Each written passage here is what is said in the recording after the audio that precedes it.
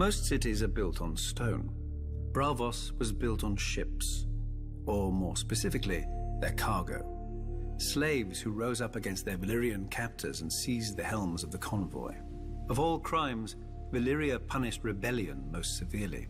The slaves faced not execution, but the Valyrian mines or labor camps in the most remote and savage colonies if recaptured. And few corners of the world can long remain hidden from Dragonback. However, our histories claim that a group of slave women prophesied the slaves would find shelter in a distant lagoon behind a wall of pine-clad hills and sea stones, where the frequent fogs would help hide the refugees from the eyes of dragon riders passing overhead. And so it proved. Because they had risked their lives in the name of freedom, the mothers and fathers of the new city vowed that no man, woman, or child in Braavos should ever be a slave. This is the first law of Braavos, engraved in stone on the arch that spans the long canal.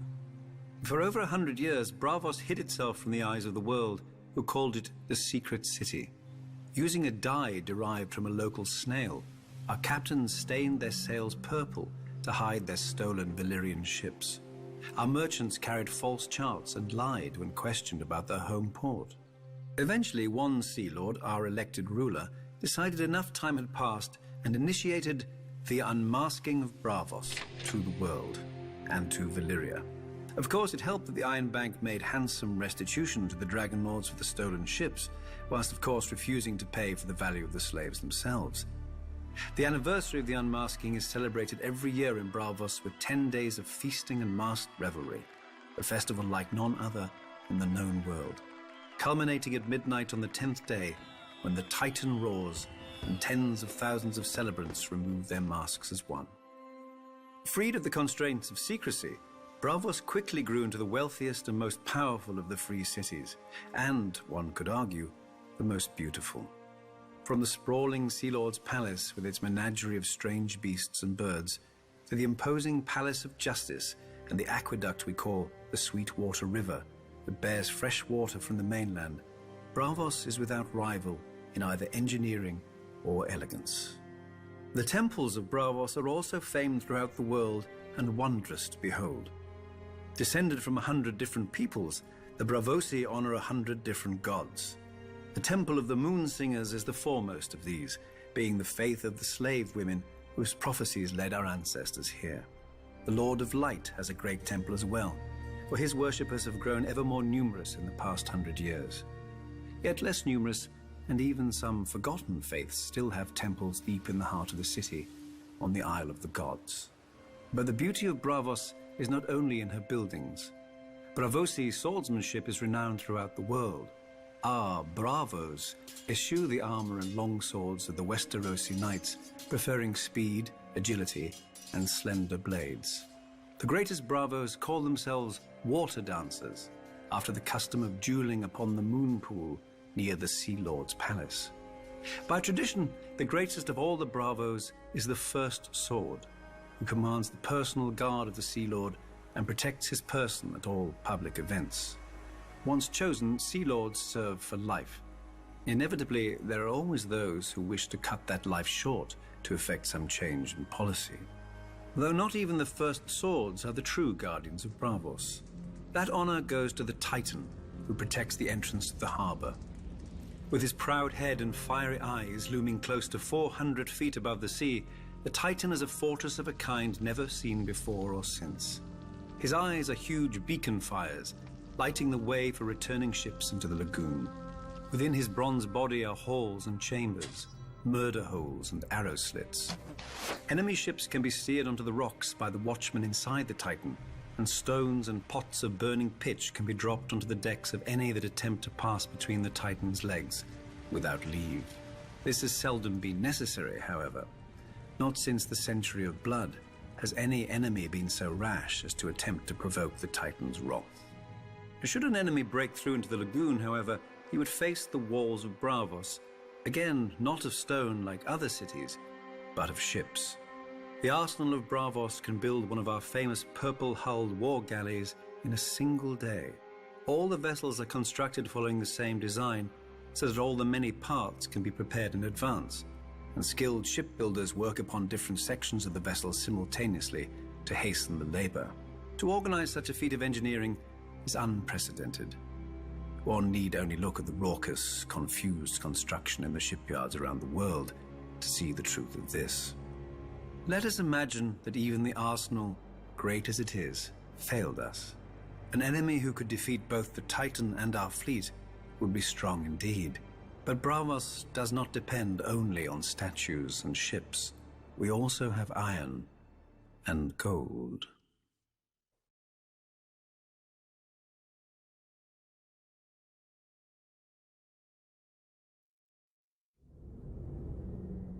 Who are the faceless men? It depends on who is asking. To a penitent, they may be relief. To a victim, they may be vengeance. To a lord, they may be an incredible expense. And to the Iron Bank, they may be just another asset. Nobody but the faceless men know their origin, though the order is rumored to predate the founding of Braavos. We know only that they reside in, or are somehow aligned with, the House of Black and White, that odd and lonely building where few who enter ever leave. Some whisper that those weirwood doors open not on a house, but onto the world of the dead, from whence the faceless men rise when summoned. We can dismiss such foolishness as we do the fishwives who spread it. The House of Black and White is merely a temple, consecrated to the many-faced god, and filled with statuary of his many faces. The old gods of Westeros, the Lord of Light, the Black Goat, the Lion of Night, the Weeping Lady, the Stranger.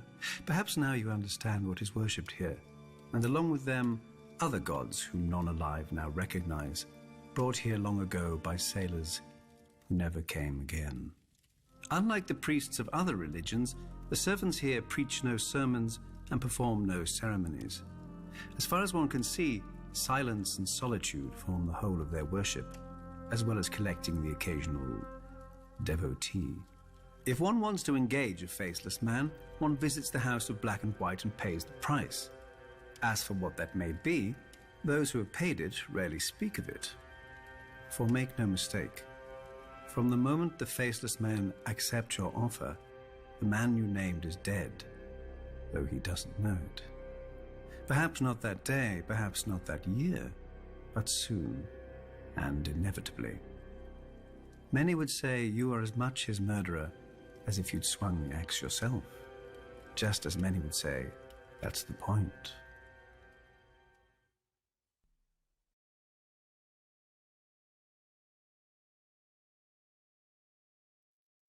Valyria was young, and as the young do, it sought to spread its seed. Its first daughter was Volantis, an outpost on the mighty Roine River at the frontier of the Empire. There the Dragon Lords raised the famous Black Walls, seamless fused dragonstone 200 feet tall, and so thick that 6 four-horse chariots can race along the battlements side by side, as they do each year to celebrate the founding of the city. To this day, only those who can trace their ancestry back to old Valyria are allowed to dwell within the Black Walls. None are even permitted to set foot inside without an express invitation of a scion of the old blood, meaning, of course, the ancient and noble blood of foot soldiers. For the city's first 100 years, its only inhabitants were its garrison. But where soldiers go, vice follows. Taverns and brothels began to sprout up outside the Black Walls, and merchant ships began to call as well, bearing the favored trade of the summer sea, slaves. The East Bank filled with homes, shops, and society, and so the taverns and brothels moved to the West Bank, where foreigners, sellswords, and pirates erected their own shadow city of fornication, drunkenness, and murder. In time, the West Bank became such a cesspit of crime and depravity that the Volantines had no choice but to send their slave soldiers across the Roine to restore order and some semblance of decency. Like all such missions, they succeeded, they left, then they failed. When the Volantines grew weary of shipping their soldiers across the Roine every year, they built the famous Long Bridge of Volantis, strong enough to support the weight of 1,000 elephants and many more soldiers. The Long Bridge of Volantis stands today as the longest bridge in all the known world. The Valanting rulers intended the bridge to spread the civilization of the East Bank to the west. Instead, the depravity of the West Bank spread east. Shops, temples, taverns, inns and brothels line the bridge, most 3 or 4 stories tall, with each floor overhanging the one beneath it. One can buy anything on the long bridge, or steal it, if one's hands are quick enough. But if they're not... Though at least half the decor committed no greater crime than displeasing a master, for in Volantis there are 5 slaves for every free man, a proportion matched only by the cities of Slavers Bay. The Volantine masters mark their property with facial tattoos, permanent and scarring, which denote the vocation of the slave. Slave soldiers wear green tiger stripes upon their faces. Slave whores are marked by tears beneath one eye. The slaves that collect the dung of horses and elephants are marked with flies. The drivers of the hathays, the carts pulled by the small elephants of Volantis, are marked with wheels, and so on. A master may give his slave freedom, but no man can give a new face. Is it any wonder, then, that the slaves and freed men have turned in such great numbers to the priests who preach of a cleansing fire? The Temple of the Lord of Light in Volantis is said to be the greatest in all the world, larger even than the great sept of Baelor. All who serve within this mighty temple are slaves, bought as children and trained to become priests, temple prostitutes, or warriors. And one could argue its adherents outside the temple are slaves as well, in mind if not in body. Magic frees nobody except its practitioner to do what he will with those who can't, just as the black walls free the old blood to see what they will. Without those they don't. But one must wonder how much longer such freedoms will endure, when across Essos one hears the sound of chains breaking, of slaves rising, of dragons roaring. Volantis may call itself the first daughter of Valyria, but it is not the last.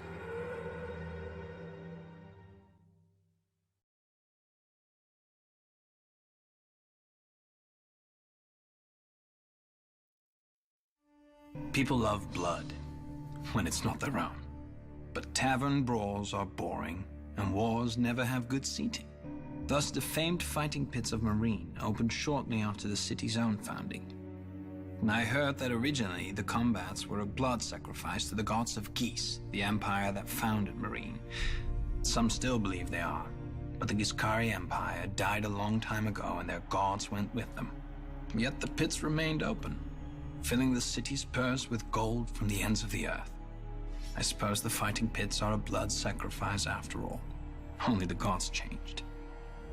In the pits, slaves fought each other to the death for fame and glory. And gold for their masters. A lot of gold. Enough for the masters to invest in rigorous training. Slaves were taught to fight like Dothraki screamers, bearded priests of Norvos, iron-born reavers, Westerosi knights, Cohoric hunters, and Lysine pirates. Whatever would excite a crowd. After all, everyone wants to know who is the best. And, of course, who isn't. For the crowds don't come only to see men fight well. I've seen the masters release tigers, lions, and other exotic beasts into the arena to chase less costly slaves, barely trained, if at all. A whore once told me of an amusement in one of the less prestigious pits. One boy was rolled in honey, one in blood, and one in rotting fish. And then a bear was unleashed, and the crowd wagered on which boy the bear would eat first. I never heard who won. Then again, it was obvious. The masters. Did such stories worry me? Of course not. I could fight, and for a good fighter, life was luxurious. Thousands of people chanted his name when he stepped into the pits. He would eat the choicest meats, drink the finest wines, and sleep on exotic furs. Often not alone. Women would fling themselves at him or sneak into his chambers to wait for him after a fight. Foreign princesses, priestesses, and even the wives and wayward daughters of masters. He never had to fear punishment, for a great fighter could be worth 300,000 honors. Another wife was always cheaper. And when this renowned fighter finally fell, for all fighters will in time. His name would be inscribed into the gates of fate among the other valiant dead. I remember once trying to count the names, but the gates opened before I finished, and another fight began.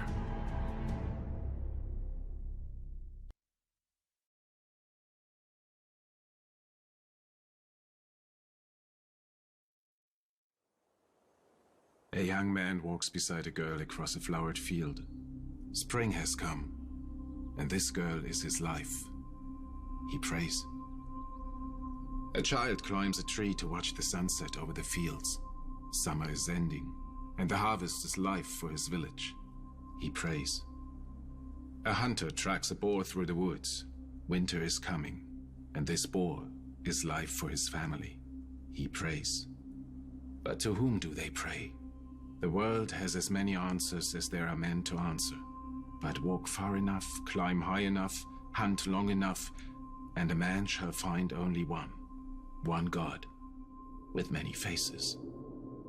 In the faith of the Seven, he is the stranger who guides men from this life to the next. Few seek his favor, or at least, few realize that they do. In the north of Westeros, he is one of the nameless old gods, staring out from the weirwood trees and the snow. In the Iron Islands, he is the drowned god, calling men down to his watery hall. What is dead may never die, but rises again, harder and stronger. In the Far East, he is the Lion of Night, who fathered the world's first emperor on the Maiden Maid of Light, and whose wrath nearly ended the world. In Volantis, he is the Lord of Light, whose followers feed men to the flames to beg his favor. In Lys, he is the weeping lady who sheds her tears for the living, soon to die. In Qohor, he is the black goat, and he feeds on blood offerings every day. On holy days, he is offered condemned criminals, and in times of great crisis, he may even be offered the noblest children of the city to beg his protection. Does he accept their gift? Well, the city still stands. For the poor, he is the hooded wayfarer. For soldiers, he is Bacalon, the pale child. For sailors, he is the moon pale maiden and the Merling king. In the house of black and white, however, he is all of them, and none of them. He is the many-faced god, and wherever a man turns, there he is. Men come from every corner of the world to know him, to beg his favor and seek his gift, for themselves, if their life has grown too hard, or for others who are making it so. It is all the same to the many-faced god. Vala Dohaeris, all men must serve him, beggars and kings. Vala Morgulis, all men must die, good and evil. Men worship as they will, but at the end of every road stands the many-faced god, waiting.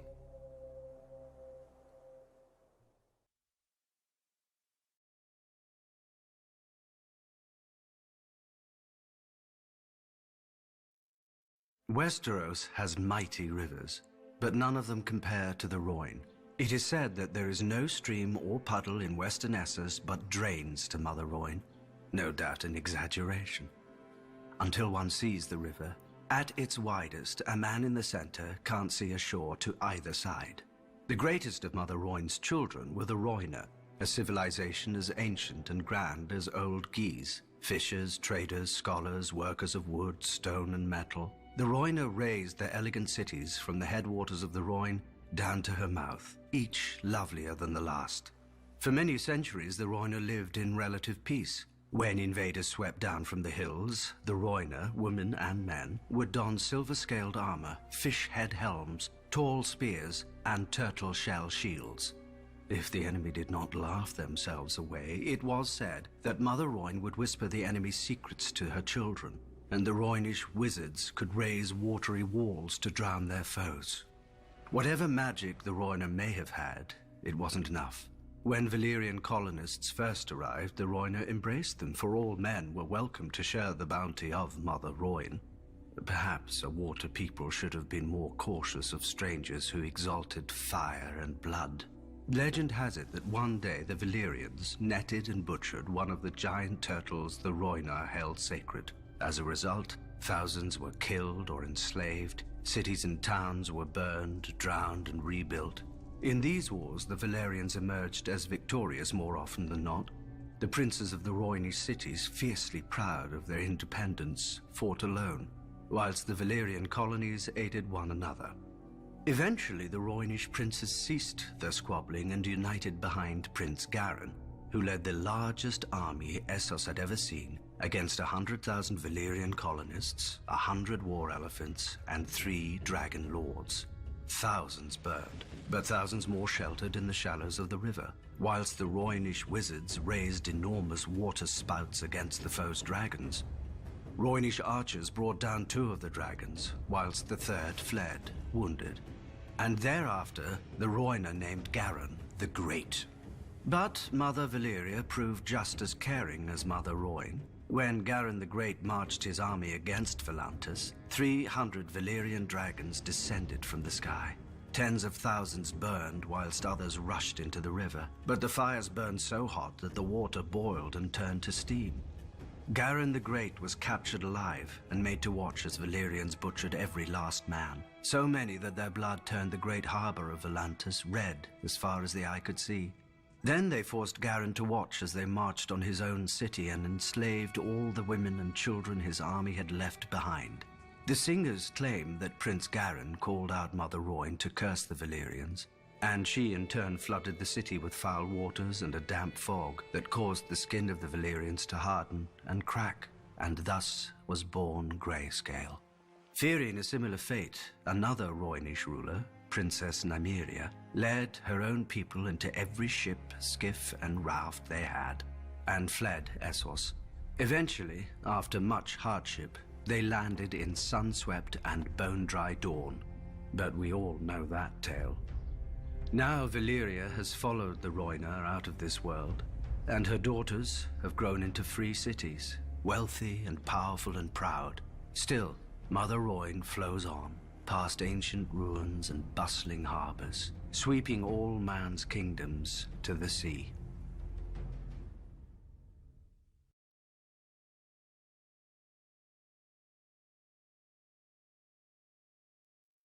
Few afflictions are more feared than grayscale, and far past the point of reason.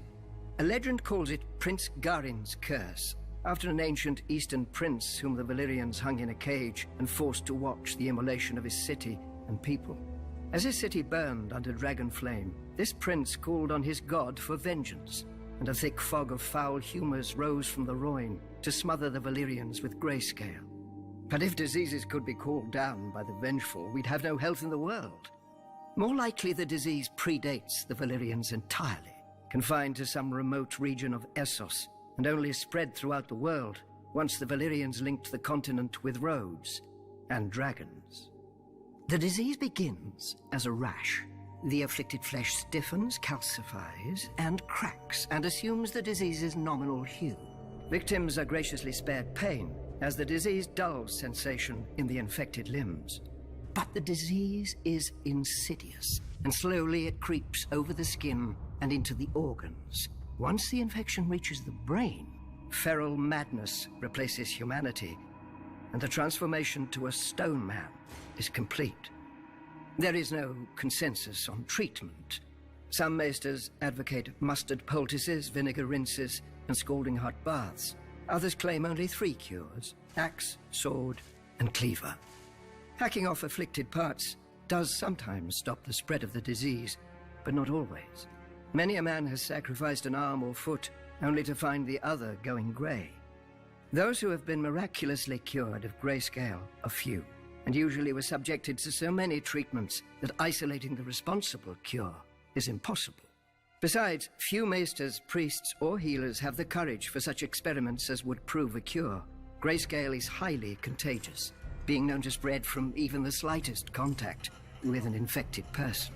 Hence the current occupation of Valyria by the Stone Men, exiled from their homelands at the first sign of the disease. What they do there, with their final months or even years, for grayscale is a slow killer. No one knows. No one wants to find out.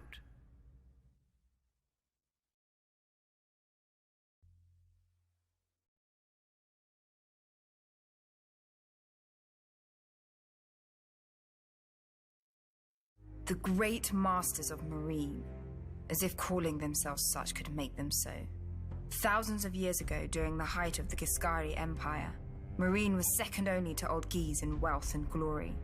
A paradise by the sea, if one didn't mind the constant clinking of chains and cracking whips. Slaves built Marine, and on their backs the city rested like a litter. Then came the dragons of Valyria. The masters of Old Guise would not bow, so they burned. The Valyrians tore down their walls, burned their pyramids to ash, and sowed their fields with salt and skulls. An old slave woman once told me that the Valyrians intended to break the chains of the Giscari slaves, absorbing them into the Valyrian freehold where every man held a vote. But the great masters of Marine received their new overlords in the great temple, plying them with gold, wine, and all the wealth that slavery had brought them, and the Valyrians instead took up the whip themselves. I do not believe it. As their empire expanded, the Valyrians needed more and more bodies to feed their mines and colonies, when no wage could ever tempt a free man. The great masters merely accommodated their new customers, staying rich as the Giscari Empire crumbled. After the doom fell on Valyria, the great masters worried for their fortunes. By this time, the Valyrians were their greatest providers and purchasers of slaves. Then the Dothraki horse lords swept out of the plains of Essos, and proved to be as fond of slaving as the dragon lords before them. The great masters grew richer still.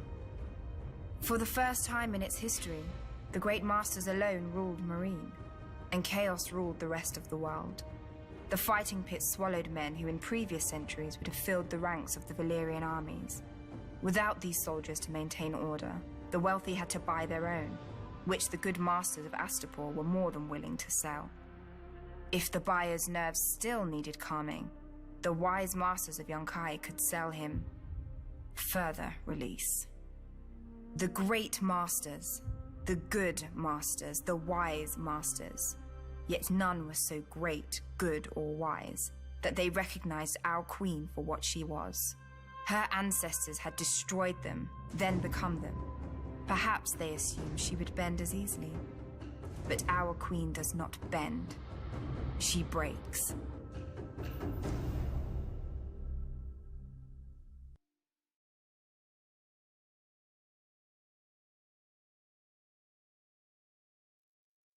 Each brother of the Night's Watch swears a sacred oath to protect the realms of men.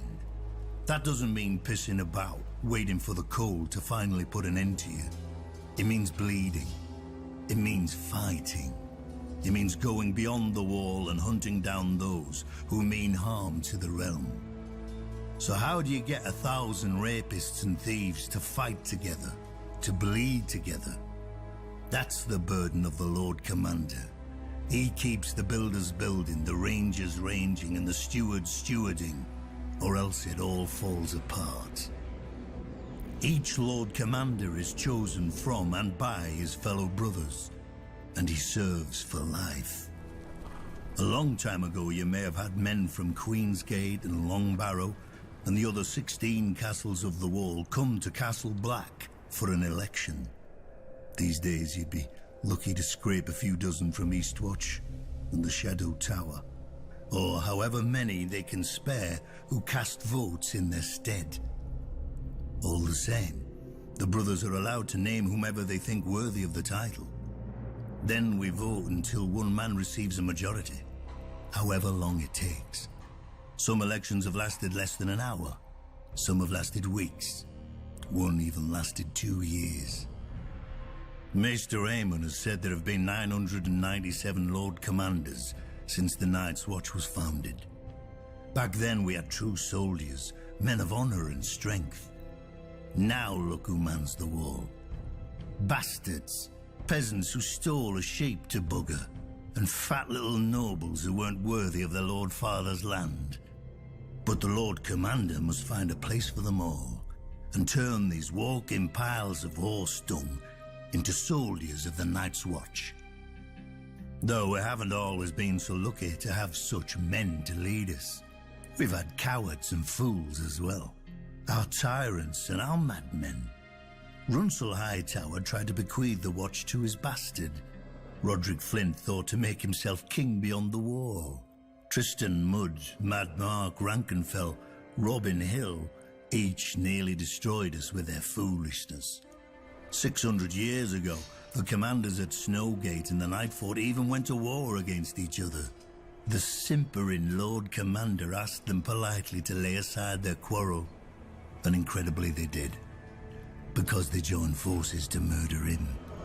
The Stark in Winterfell had to intervene and take both their heads to save the Night's Watch. Now we've got more mouths than we can feed, a southern king in our castle, and cells full of wildlings, and no Lord Commander, since the last was betrayed by his own men. We need a new leader, a man respected enough to hold the Watch together in this dark hour. A leader strong enough to make sure that the Night's Watch survives the coming winter, no matter the cost.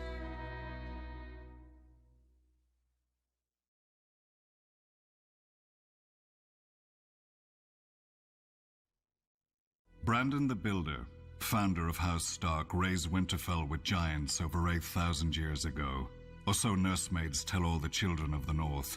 The children nod, wide-eyed, unaware of the lesson forced on them, that if even giants obeyed a Stark, so too should they.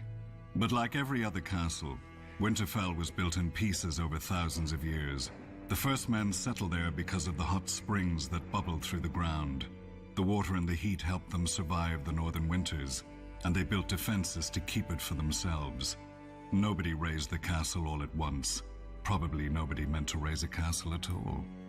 In those days, the Starks were not the greatest house in the north, and Winterfell was not the greatest castle. Barristan was the oldest, dating to the first king, and the Starks fought the Barrow kings for 1,000 years. Greywater Watch was, like the Crannoch men themselves, the strangest. Only marriage subdued its marsh kings. But the greatest rival to Winterfell was always the Dreadfort, and my ancestors, the Red Kings of House Bolton. If tales can be believed, we fought from the long night until the Andals came. Because of us, Winterfell raised its first walls. When we took and burnt the castle anyway, Winterfell built more keeps, more walls, more guard towers. They expanded the granaries and larders to survive our sieges. They tended the godswood to win favor with the old gods against us.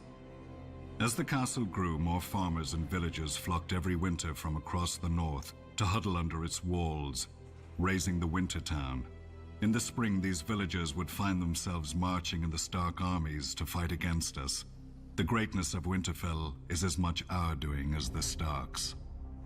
But in the end, neither its stone walls nor its tall keeps and iron gates could save Winterfell. At its height, it could have lasted a year under heavy siege, but a handful of Ironborn seized it in the night, while its lord, the king in the north, was playing in the south. My dagger ended his reign, and now House Bolton holds the castle of our ancient enemies. The direwolf no longer flies from the battlements above me, nor guards the doors and cornices of Winterfell against me. Below me, miles of long-dead Starks fade into darkness and obscurity, until even their faces are lost. Some Northerners whisper that they wait for the day their house will rise again. They will wait forever.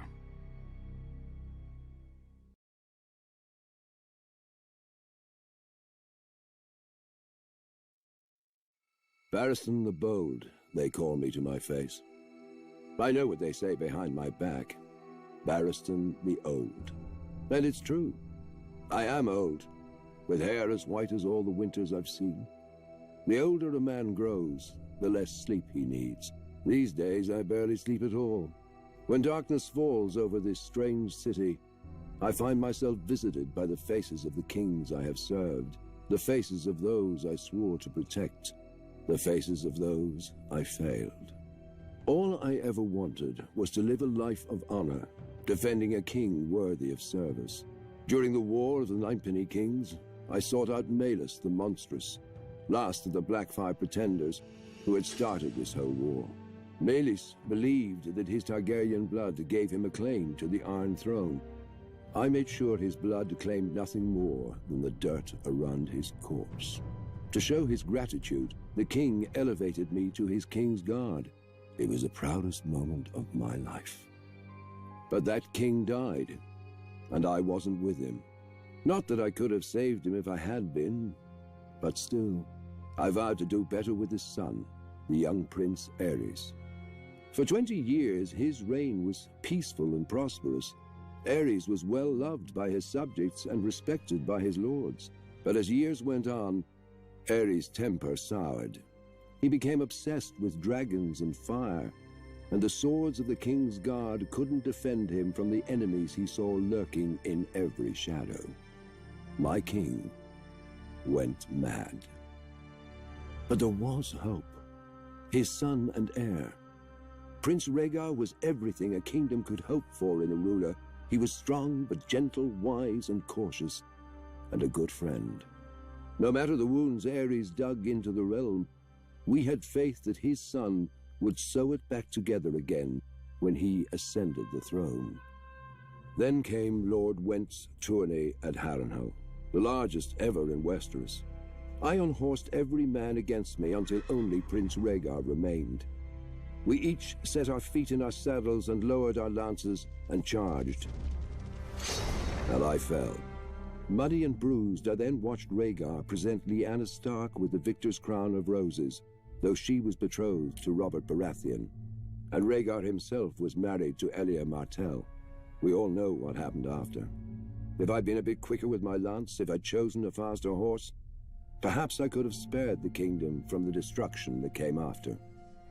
Or if I'd thought to warn Brandon Stark against his rashness. He came to King's Landing himself, demanding Rhaegar return his sister. Poor fool. If he'd only known the depth of Aerys' madness, he wouldn't have dared provoke him. Aerys ordered Brandon imprisoned, and I could do nothing but obey. When Brandon's father, Lord Rickard Stark, came to King's Landing to beg for his son, Aerys burned him alive, and I could do nothing but watch. I had sworn a vow to a mad king, and was honor-bound to obey him, even at the cost of my soul. Ravens soon arrived with dark news for the king. The Vale was in open revolt. Demanding Lyanna Stark's return, Robert Baratheon was smashing any army that dared face him. Eddard Stark, Brandon's younger brother, was marching the whole of the north down the neck and had taken Catelyn Tully, Brandon's betrothed, for his own, thus winning the support of the Riverlands. The king sent ravens to Casterly Rock to beg his former hand, Tywin Lannister, for help. And no ravens returned. A plan was devised. Prince Rhaegar would personally lead the royal forces, now reinforced with 10,000 Dornishmen, north to face Robert. Of the king's guard, Lewin Martell and I would ride with the prince. Before we left, the prince confided in me that when he returned from this battle, there would be a great many changes in court. Despite my vows to the king, I confess I was excited. On the march to face Robert's army, we were sure we'd win. We had superior numbers, and we had Prince Rhaegar. His presence lifted the spirits of our men, and he looked every inch the king he was destined to become. But at the Trident, the gods played a cruel joke. Robert proved the Baratheon words as his army smashed through our lines. Lewin Martell was killed. I fell in combat, badly wounded, and could do nothing but watch as Robert's warhammer ended Rhaegar's glorious reign before it began, and the kingdom that would never be washed away down the Trident with his lifeblood. But Robert spared me, insisting his personal maester tend to my wounds, out of respect. But respect for what? A king's guard shouldn't survive one king, let alone two, and one who should have been. I swore an oath to House Targaryen, and I failed them. All that's left of their fire is a single ember halfway across the world, surrounded by darkness.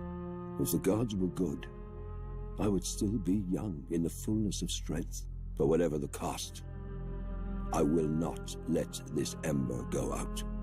This time, I will not fail.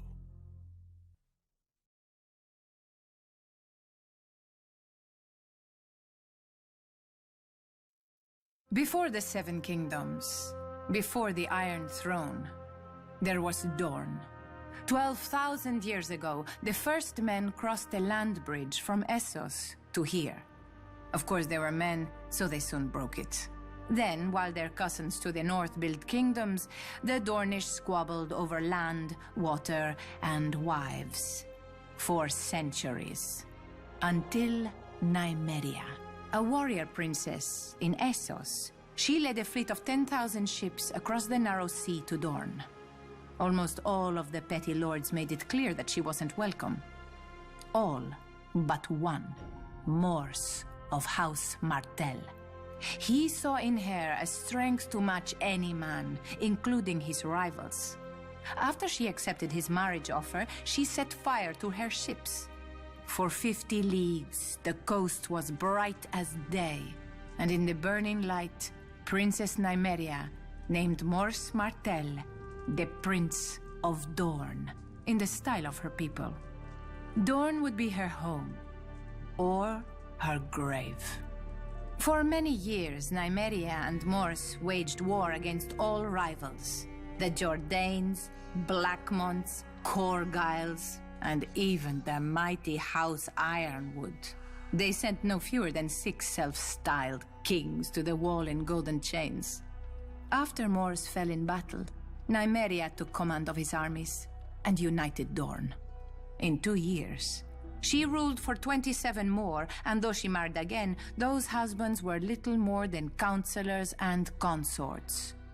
Dorne was Nymeria, and Nymeria was Dorne. She survived a dozen attempts on her life, put down 2 rebellions, and threw back 2 invasions. And when at last she died, her eldest child succeeded her, her daughter, not her son. And Dorne followed her because Nymeria had proven that women were equal to men, if not better. Centuries later, Aegon Targaryen sought to unite Westeros as Nymeria had Dorne. The other 6 kingdoms fell quickly before his dragons and ambition. When his sister wife, Rhaenys, flew her dragon south and demanded our surrender as well, Princess Meria Martell warned, "I will not fight you, nor will I kneel to you. Dorne has no king. Tell your brother that." Rhaenys threatened that the next time the Targaryens would come with fire and blood. Meria replied, "You may burn us, my lady, but you will not bend us, break us, or make us bow. This is Dorne. You are not wanted here. Return at your peril." Rhaenys did, and she died. Her dragon died. All her soldiers died. Eventually, her brother, the Conqueror, conceded that what Nymeria had done, he could not undo. Generations later, another foolish Targaryen invaded Dorne. He died as well. Eventually, we did join the 7 kingdoms, but when we wanted, and on our terms. If dragons could not conquer us, why should we fear lions? Unbowed, unbent, unbroken. The words of House Martell, the words of Dorne. Men may forget, but women always remember. When we were divided, Nymeria united us. When we were invaded, Meria defended us. Now Dorne has been humiliated, its prince murdered. Who will rise to avenge us?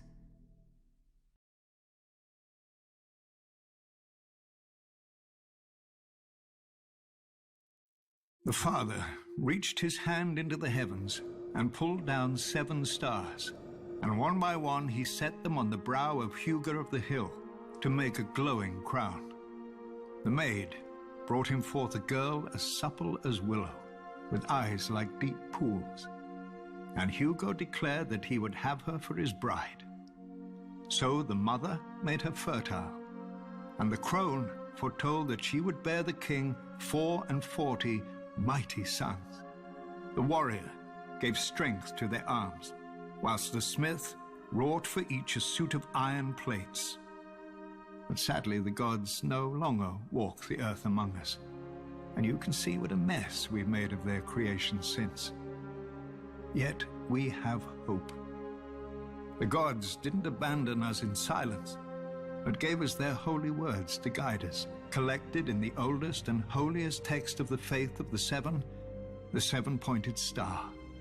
Divided into 7 books for the 7 aspects of God, in it we learn of the Father's justice, the Mother's mercy, the Maiden's innocence, the Crone's wisdom, the warrior's strength, the smith's labor, and the stranger's peace. It is a long book. Many never read it in its entirety, even if they could. When the Andals first sailed for Westeros, filled with divine fire, every warrior carved a 7-pointed star into his body, for even that was easier than carving its namesake into his mind. Though one could perhaps argue that it wasn't the warriors, but the Septons and Septors, armed with the holy text of the 7-pointed star, who truly conquered Westeros. The first men had no letters, but the runes they would scratch onto rocks. No gods, but the faces they would carve into trees. But then came our holy men and women among them, bearing the very words of the gods under their arms. Trees and rocks were no match for the 7-pointed star, and most of Westeros soon turned to the faith and to its guardians, their new Andal overlords. Whilst the Andals soon fractured into warring kingdoms, the faith remained whole and indivisible, bound together by the 7-pointed star. When those kingdoms fell to Aegon and his dragons thousands of years later, the faith remained subject only to the 7 above and the 7-pointed star below. Or so it was supposed to be. Too often, our High Septons have lost their way, clouded by worldly wealth and power. No matter. We still have the 7-pointed star. Men's will and virtue may fail, but the words never do. As men bow to their lords and lords to their kings, so kings and queens must bow before the 7 who are one. The knees of the powerful work the same as the knees of the weak, and were given to all for the same purpose, to bend before the gods, or break in the bending.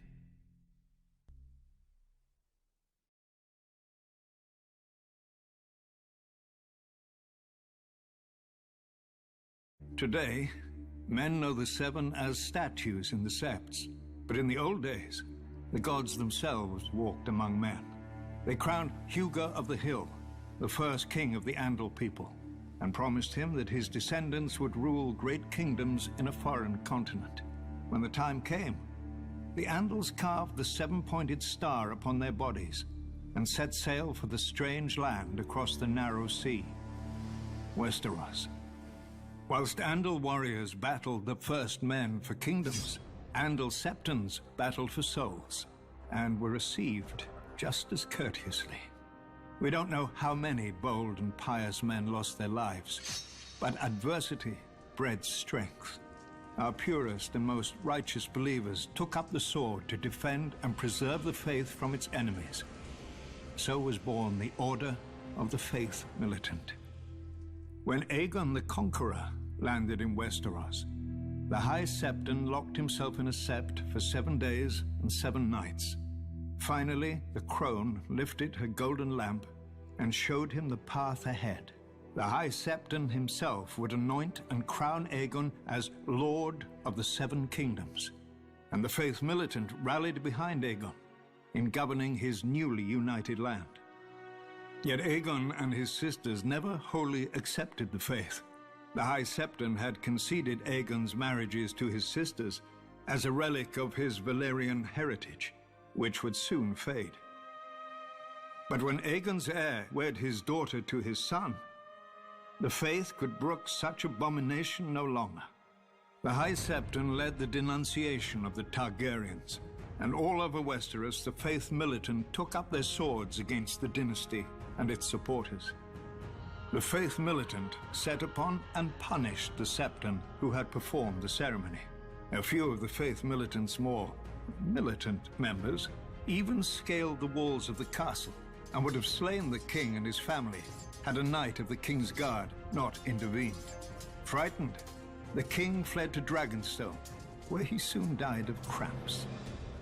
And so ascended the king's younger brother, Maegor the Cruel.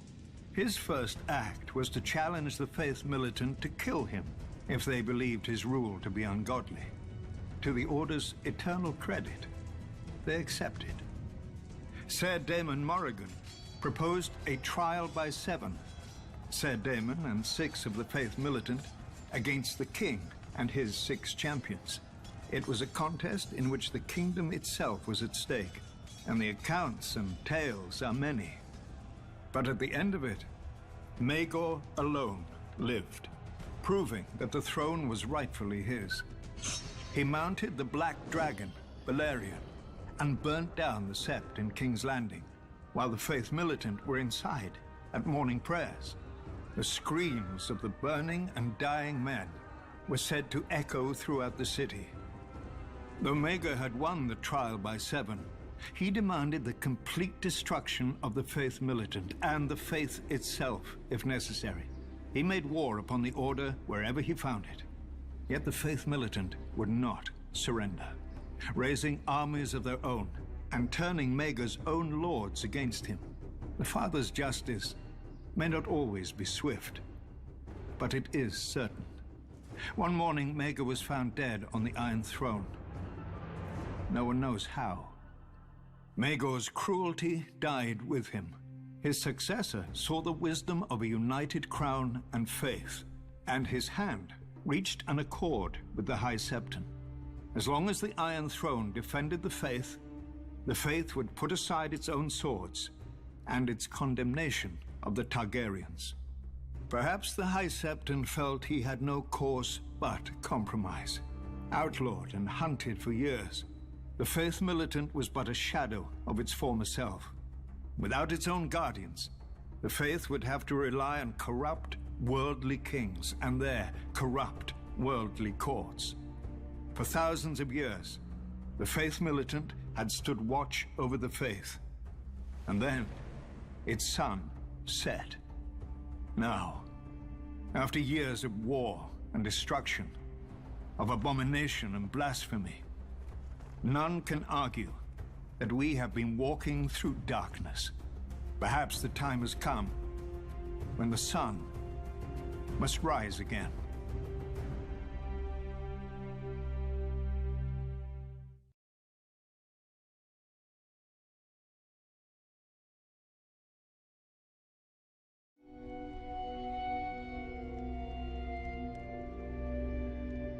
The Dance of Dragons, a true telling by Grandmaster Munkin, being a history of the War of Targaryen succession between the Princess Rhaenyra and Aegon, second of his name, that nearly destroyed the realm.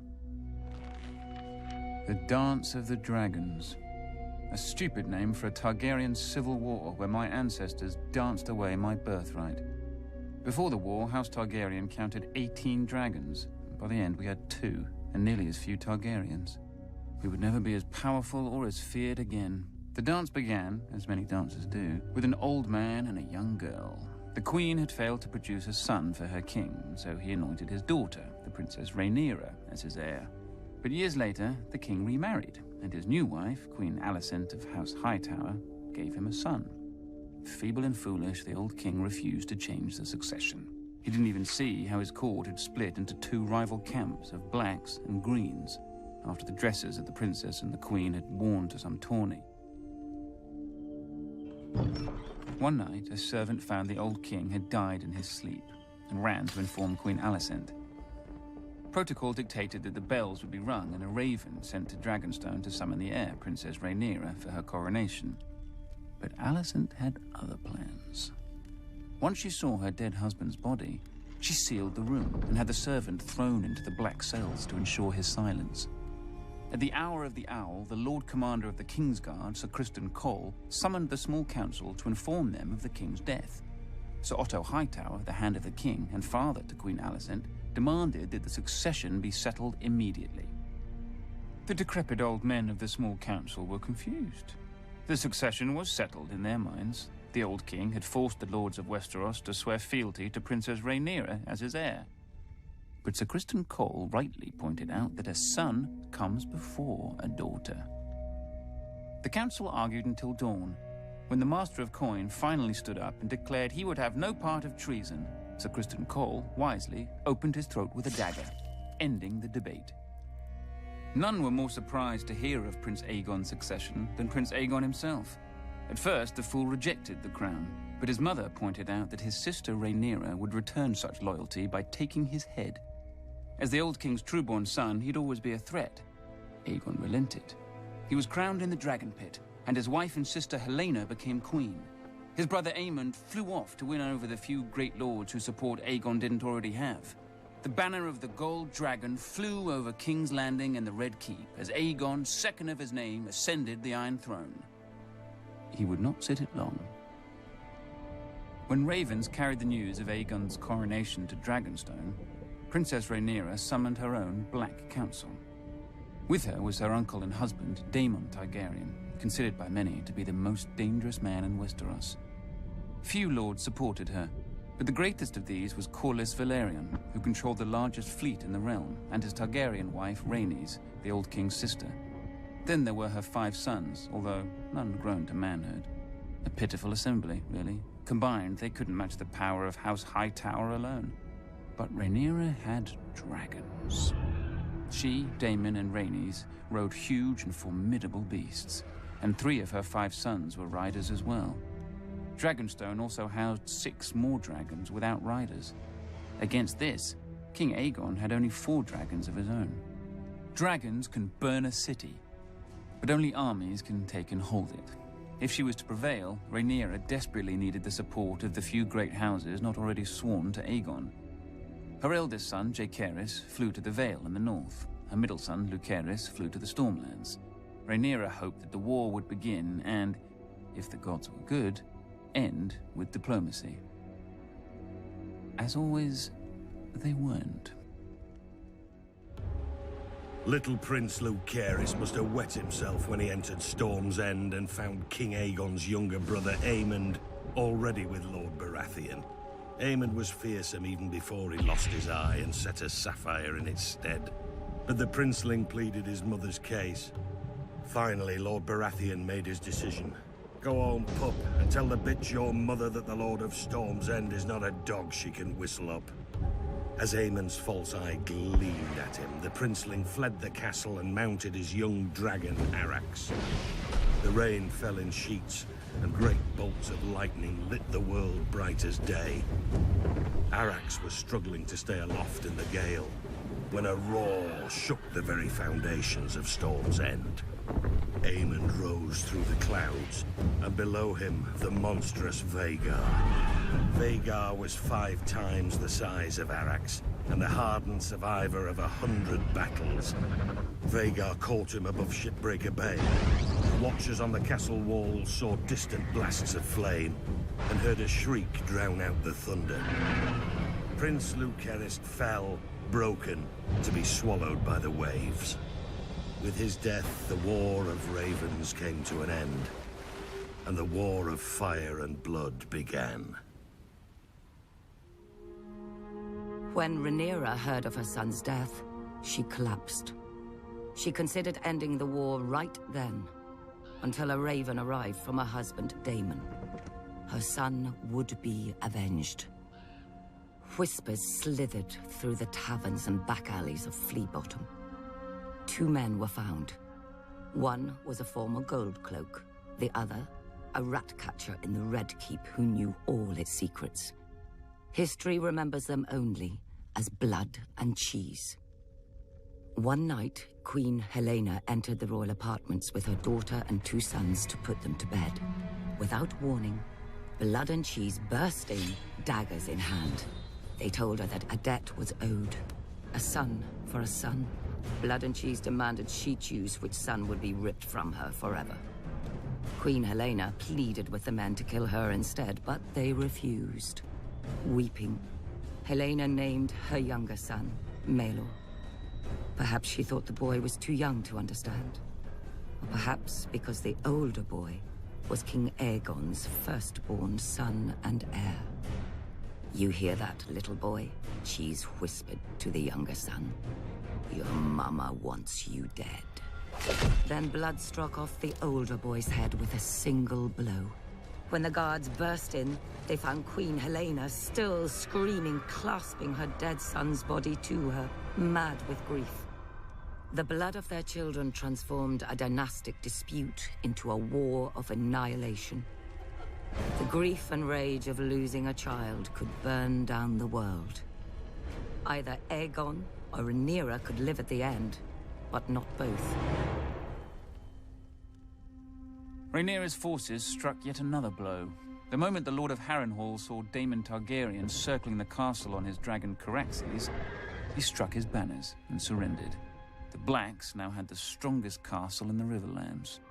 Darker news still came to Aegon. Thanks to Rhaenyra's sons, Winterfell had declared for Rhaenyra, as had the Vale. Furious, Aegon dismissed his grandfather, Sir Otto, as Hand, and appointed Sir Criston Cole, who swore to march on all the lords who had declared for Rhaenyra and put their castles to the torch.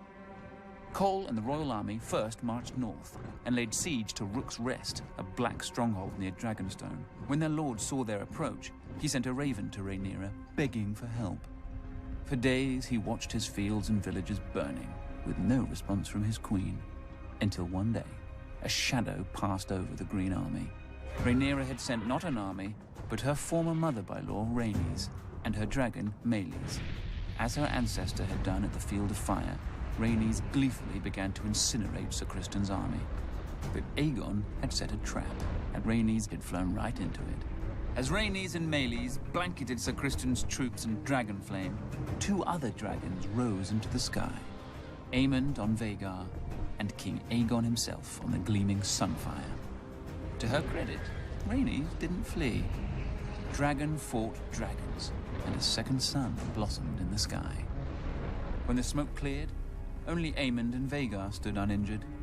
Sunfire, the most magnificent dragon in the world, had one of its wings almost completely torn from its body.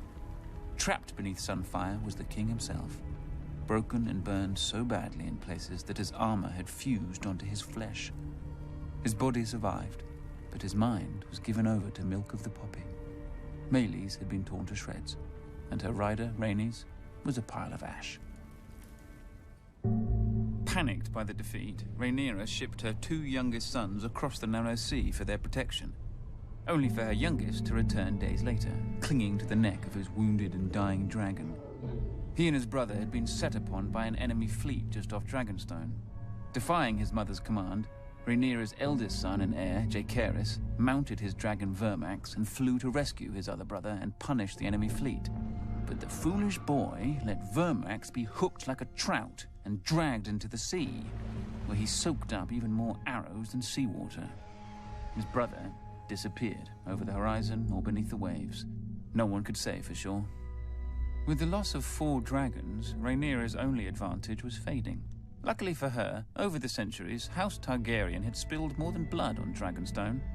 She promised gold and title to any of the Targaryen bastards who could tame the 6 unclaimed dragons on the island.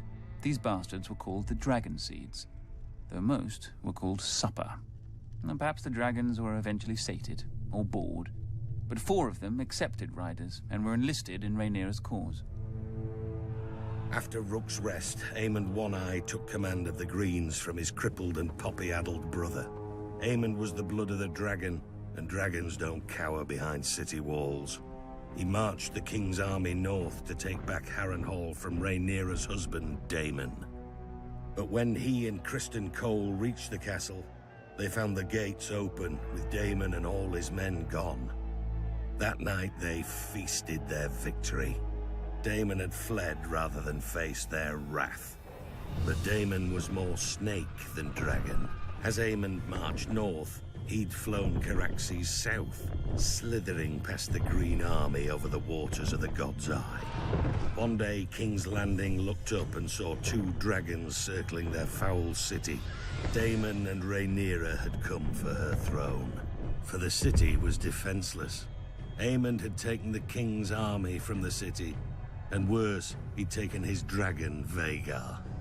Seeing that resistance was hopeless, the small council surrendered the city, the Queen Mother Alicent, and the broken Queen Helena.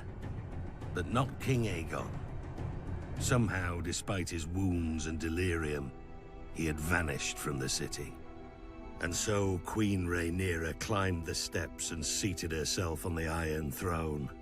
Legend has it that as she left the hall later, blood trickled down her legs and hands, proving the Iron Throne had spurned her. Nonsense. It's a chair made of steel blades. Rhaenyra had wanted it all her life and had sacrificed 2 sons for it. She likely gripped the damn thing too tight.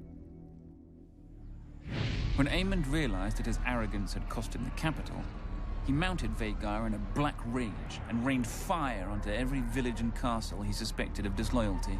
Abandoned by Aemond, Sir Criston marched the royal army back to King's Landing, intent on recapturing the city himself. Instead, he was trapped and cut to pieces by the Riverlords, who had sworn to support Rhaenyra's claim. When a new army of Green Loyalists marched up from the Reach and laid siege to the city of Tumbleton, Rhaenyra sent 2 of her dragon seeds to lay waste to them. Instead, the dragon seeds proved their bastard nature and betrayed her. They burned the city, and all the black forces garrisoned within. Lucky for her, they didn't turn towards King's Landing, but whored and drank in the ruins with the Greens, who were victorious and somewhat confused. Rhaenyra now mistrusted all the dragon seeds, including the girl who rode with her husband Daemon, hunting Aemond in the Riverlands. She ordered the girl's head be sent to her, but there was a complication. As well as her dragon, the girl had taken to riding Daemon. When Daemon received the queen's order, he proclaimed it a queen's words and a whore's work. He sent the girl away at dawn, watching her and her dragon vanish into the morning mists. Then Daemon sent a challenge to his nephew Aemond and flew to Harrenhal, alone, to wait. 14 days later, a shadow blacker than any passing cloud swept over Harrenhal. Vhagar had come at last, and on her back rode one-eyed Prince Aemond. He mocked Daemon for facing him alone. "You have lived too long, uncle." And Daemon replied, "On that much, we agree." Then the old prince climbed stiffly onto the back of his dragon Caraxes, but neglected to fasten the chains that secured rider to saddle. The sun was close to setting when, as one, the 2 dragons leapt into the sky.